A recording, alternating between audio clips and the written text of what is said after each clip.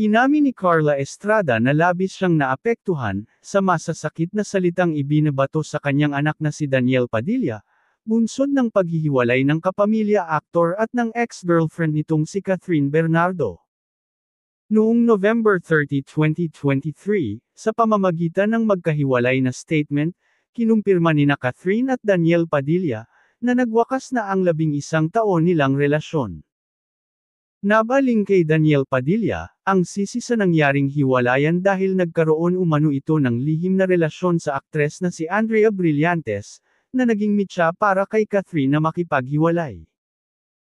Bukod pa riyan ang pagdikit ng pangalan ng aktor sa iba pang mga babae, dahilan para isipin ng marami na makailang beses niyang pinagtaksilan si Catherine.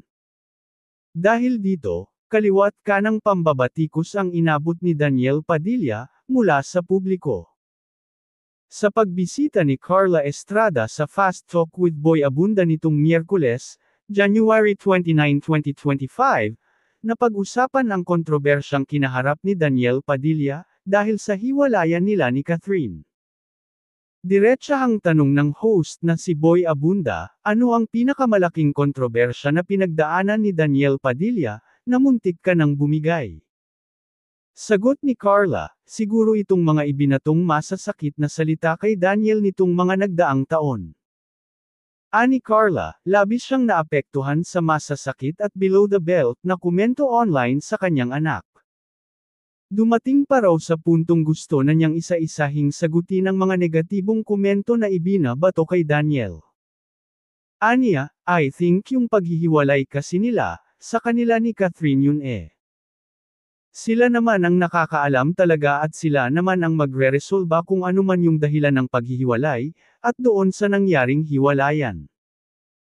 Pero yung salita ng tao na halos hindi mo na makain at sobrang kabastusan, medyo yun ang hindi ko na kinakaya.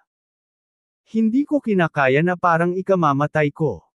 Hindi ko na halos kayanin, na kailangan ko nang hanapin yung mga taong ganoon magsalita at isa-isahing sagutin.